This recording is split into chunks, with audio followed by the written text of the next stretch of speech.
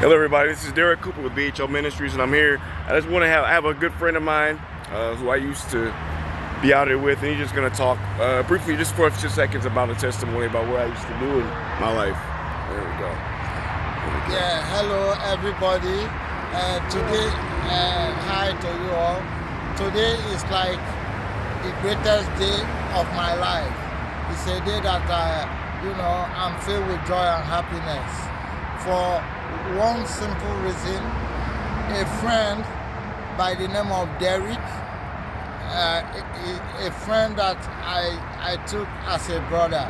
We stayed together on the west side of Chicago in an abandoned building that I was house sitting.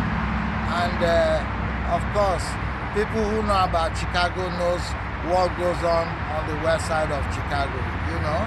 I won't lie or bite my tongue. I'm what is referred to as a double-breasted user. That means I do dope or heroin, and I also smoke a lot of crack. And like they say, birds of the same feather flock together. You know, so this is my very good friend Derek, you know, who I hold as a brother. You know, we happen to be in the same, business, the business of getting high. You know, it will be needless to say, to try to say the amount of money, you know, time, energy, and so forth that we have put in this business of getting high. You know, we are like people dedicated to it. We're not scared to go out to anywhere we could find drug at any time of the day or night, and we're not scared to continue doing the drugs until we lose consciousness. So in fact, we both had experiences where we overdosed, and only the mercy of God made it possible that we're still alive till today, you know, to have this discussion.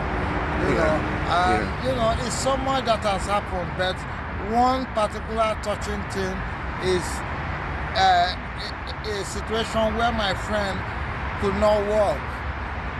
He was shooting dope, you know, into his veins, but he was using the groin, you know, and at some point he became infected, and then he was unable to walk.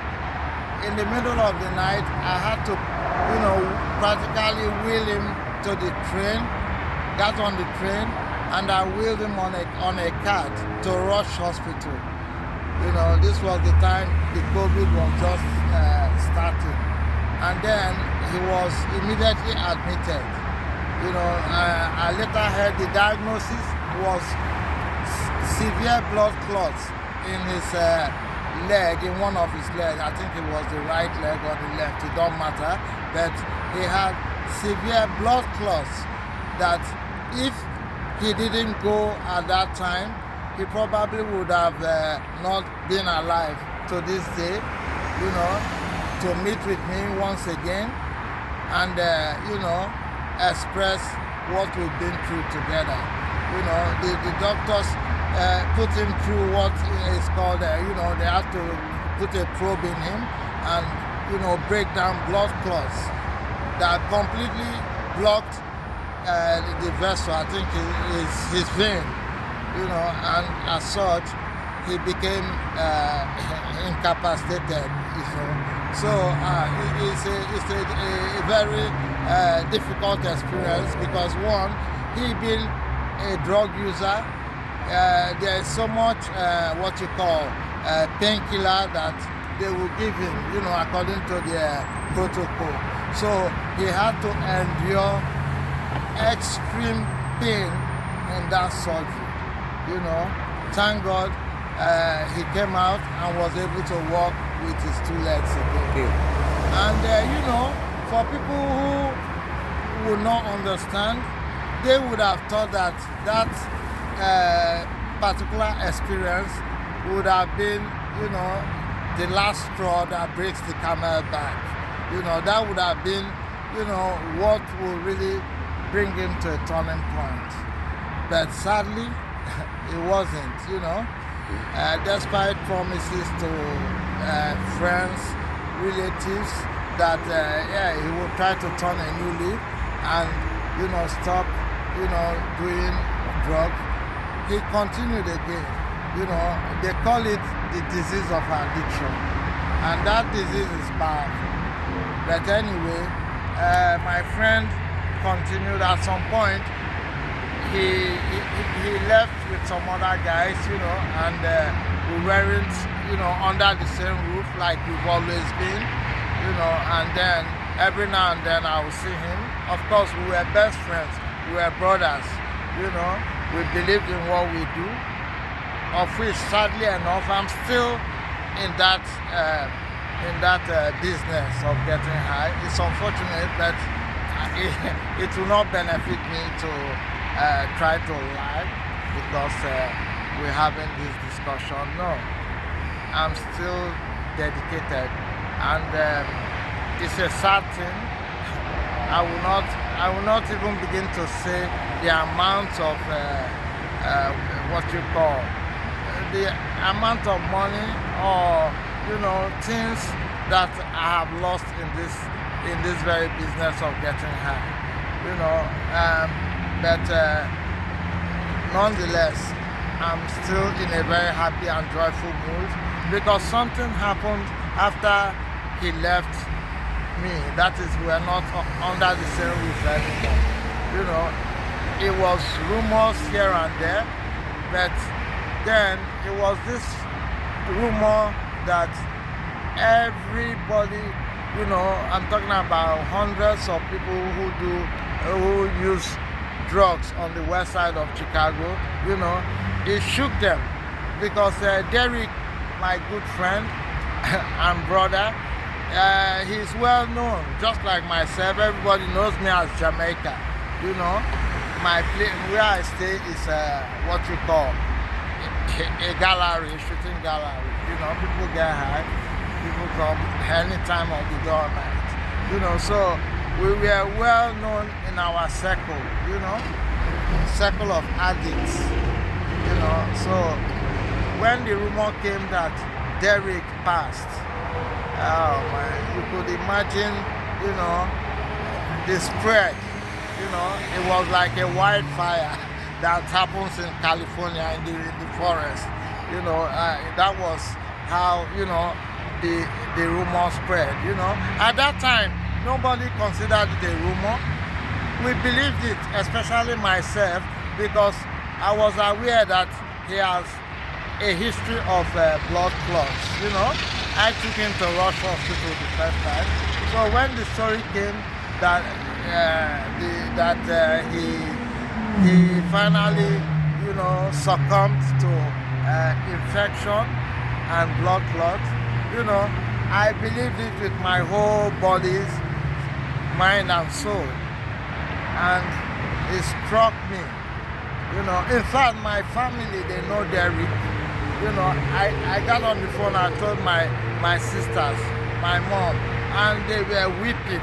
They wept for this man because, they know him very well. And not too long ago, we were together, helping out my family, So, a lot of people, the hosts, like we call the females, who do what they have to do to get there, they loved him because, of course, Derek is not, he's a good looking man.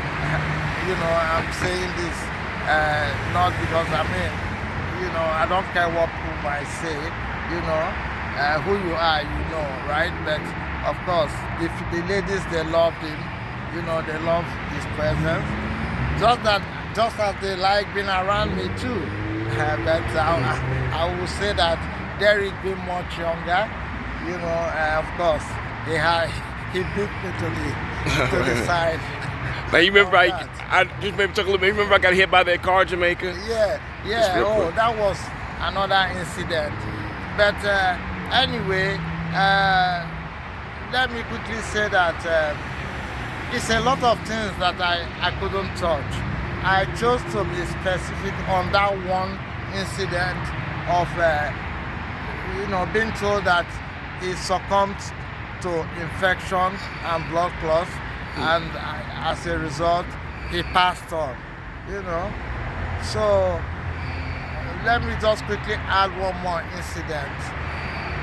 It was this particular day we've been getting high, and at some point, Derek, we ran short of money, and me, I said, well, I think I've had enough for the day.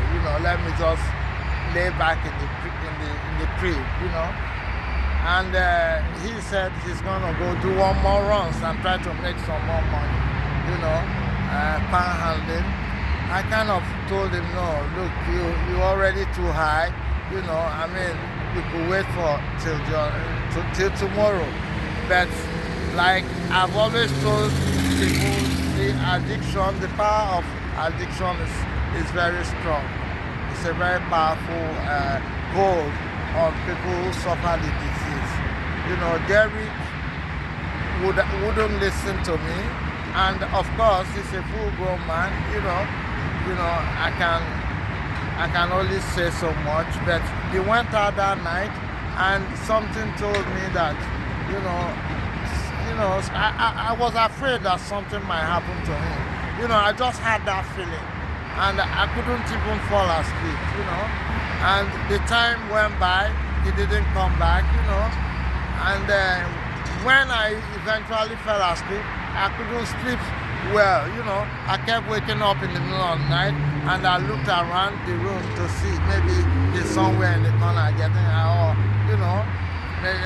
maybe he's somewhere in the building, with other addicts. But of course, I couldn't see any sign of him, and I worried until the next morning. And for some reason, I couldn't get the news, until some days later, and I was just feeling, oh, maybe he just walked out. But we were so close that I couldn't find any reason why he should, walk out of our friendship, So the worry was still there that something bad has happened. Anyway, it got to the point where I went out to Harlem, to hustle, and other people who were in Austin, at the night, that was the spot he went to hustle that night.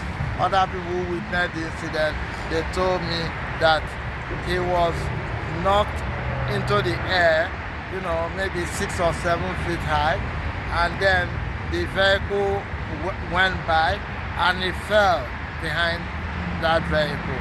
And other oncoming vehicles who were coming out of 290, the highway, they had to, swerve, to avoid running over him, and they said when he fell, he was immediately struck with unconsciousness, and thank God, some good Samaritans were able to call 911, and also thank God for the men of Chicago Fire Service. God bless them and their families, because they've saved a lot of lives. They are efficient, they are good in what they do.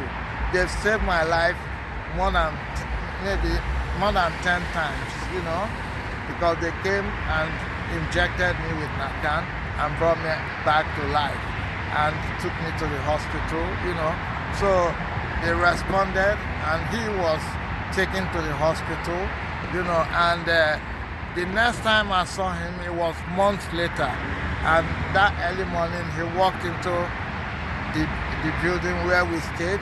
I was home, but he had a collar, a neck brace, the stuff they use to stabilize your neck when you have neck fracture. That was how he came, and, we hugged, tears ran out of my eyes, and, he told me he didn't walk away, and then I told him I thought so for a while, but when I got the news, I felt, very sad about it. But at least, my thought was now in the right direction. So there's so many incidents that I could list. My own self, I won't talk about me today because it's about him. He came after I have mourned him, multiple times. We, not just me, a lot of us, we still talk about him. He's still in my mind. He looks very much like my immediate junior brother, So I call him my brother, So, hey, I'm very happy today when he walked in.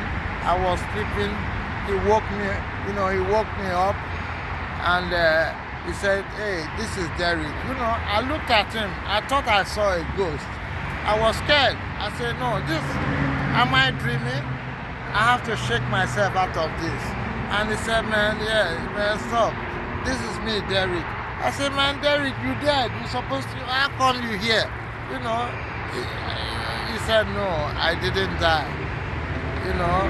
There was truth in the room. There was some truth in the room. Yes, I was admitted, into the hospital for severe blood clots. But thank God, I did not, pass on. I did not die. God, prayers from my family. He's from a Christian family. So he tells me about that too. So prayers from those good people and other friends, sustained him.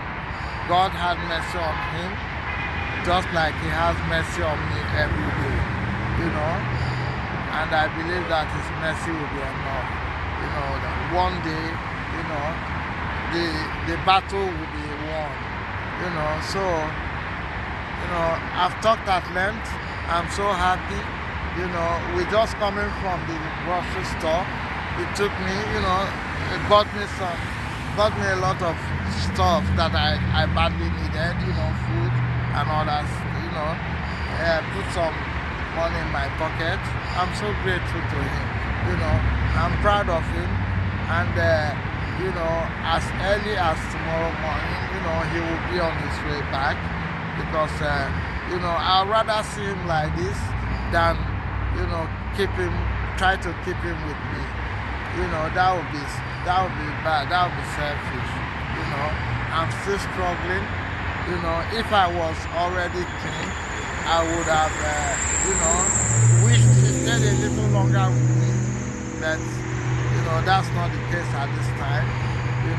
The truth must be told, even if it's bitter. The truth could be bitter. So they say people, places, and things. His love for me is the most important reason why he came to see me. It's not because he wanted to indulge. He could have did anything he wanted to do as soon as his feet is on the soil of Chicago, But his trip here will not be complete if he didn't see somebody like me.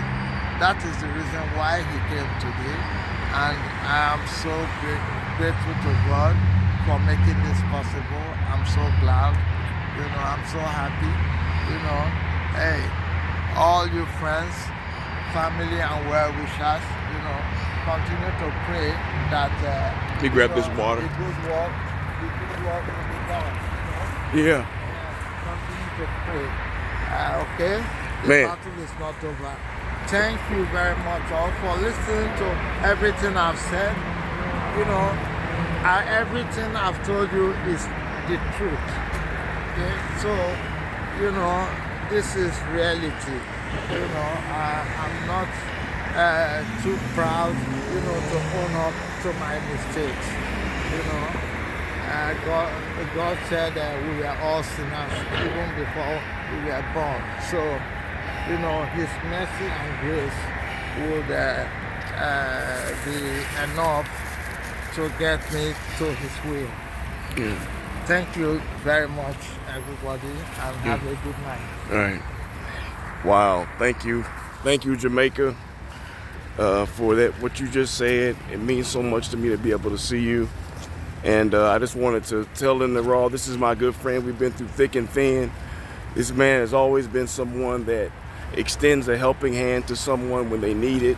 He's fed people, and there's one thing: there are not many people. I was out here for years, out here, but I tell you what, I have not known someone, I don't believe, even close in terms of having the heart that Jamaica has. So again, I just had to come and see my good friend, and I'm just thankful that we got to spend this time together.